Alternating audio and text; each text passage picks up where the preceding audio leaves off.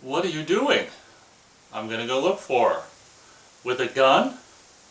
Okay, without a gun. Hello, huge movie fanatic Nate, stopping on by. This time I'm coming at you to do another one of my VHS showcasing videos. I just looked on eBay and I think I only found two of these on eBay, and one of them I think was $350 and the other one was $950. Obviously it doesn't mean that people are going to get what they're asking for this particular VHS, but that would make this particular huge movie fanatic here doing this video think that this is a relatively rare VHS. I'm coming at you to showcase the or this particular media home video version of Tourist Trap.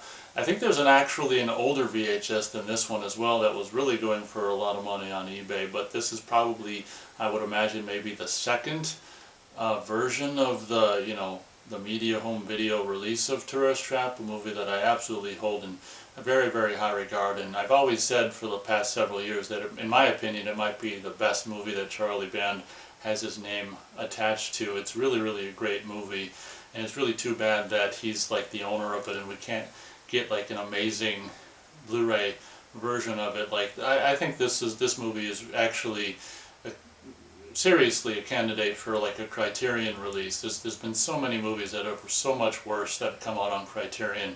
How cool would it be to have a Criterion Blu-ray release of Tourist Trap? But at any rate, I'm coming at you to showcase this media VHS from the 80s. On the bottom of the back here looks like copyright 1984, Media Home Entertainment Incorporated. So this is VHS from 1984. As I said, it looks like they possibly put out a version that came out before this with even more archaic looking cover art, which I would imagine is worth even more than this one. This is probably the VHS or a VHS like it that I rented from a video store in 1991. I really have to do another review of this movie. I reviewed it years and years and years ago, and I think the review is very, very short. But briefly, my history with this movie is I was at a buddy's house in 1991 and he had cable, and I saw a little bit of this on cable at his house, and I was like, oh my god, that looks so cool, and he thought it looked stupid. So I went home and I looked at the TV guide, or whatever, the TV listing thing that we get in the Sunday paper every week, to try to find what movie this was, because I really wanted to see the whole movie, and I was able to find the title of the movie based on what time it was when we saw that, and just looked through all the cable channels, and I'm like, oh, that must be Tourist Trap. So my mom took me to the video store not long after and probably rented VHS, a VHS one of these, I would imagine, from the video store, and it was like, oh, from then on out it was like Tourist Trap, baby. And I would imagine I would have duplicated it at the time and have owned it, quote unquote owned it, ever since. But yeah, Tourist Trap is an absolute favorite of mine. Taking a closer look at the cover art here, we've got Every Year Young People Disappear, Tourist Trap. How cool would that artwork be on the cover of a Criterion Collection Blu-ray? This movie is just really, really needs a Criterion Collection Blu-ray release. I'm not even kidding. It's never going to happen, but it'd be nice.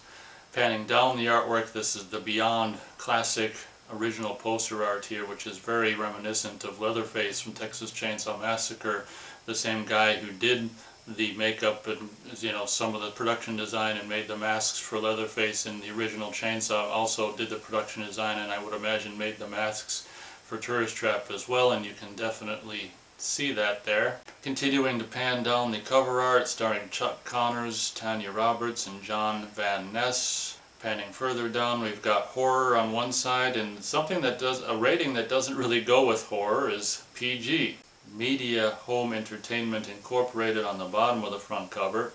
In my opinion, that was their biggest mistake with the making and distribution of this movie, is having this being PG rated. If I was them, there's a very good chance this movie would have been a lot more successful had it been rated R, and had there been some, TNA. All you got to do is put a little gore in there, and some TNA preferably, some swear words, all those kind of things will get you an R rating. I have no idea why the hell they'd want to release this horror movie PG.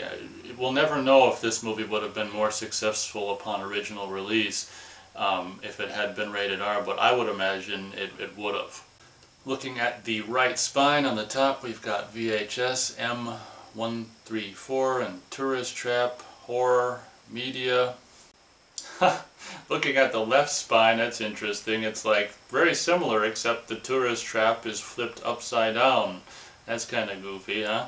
On the top of the VHS, we've got tourist trap, and somewhere along the line it got this red line on part of it there.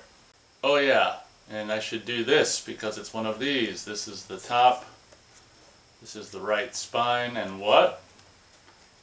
That's right, there's a bottom flap. So the way you get the VHS tape out of this particular case is to open the bottom flap and slide the old cassette out of there.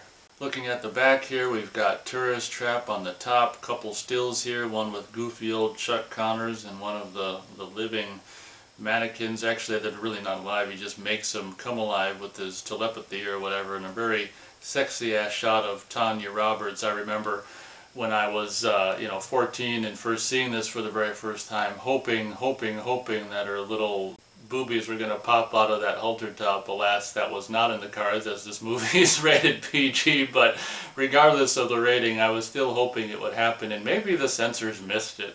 Once again, looking at the back cover art, 2 still photos, and if that Tanya Roberts picture doesn't make you want to rent this cassette, I don't know what will. Starring Chuck Connors, Tanya Roberts, John Van Ness, and Jocelyn Jones. Horrific thrills abound in this grisly tale of a group of youngsters and their fatal fascination with a madman and his dolls. That kind of doesn't make sense. I guess he kind of does have some dolls he plays with.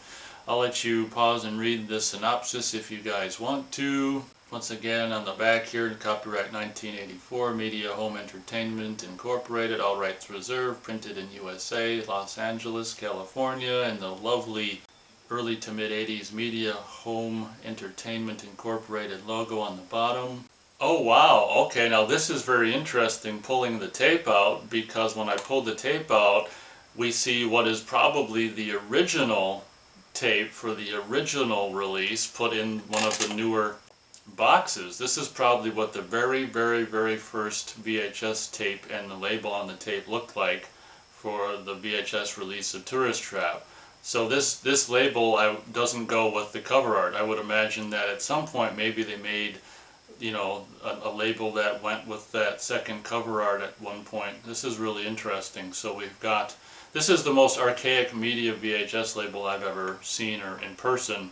We've got, just look at how wonderfully archaic that is.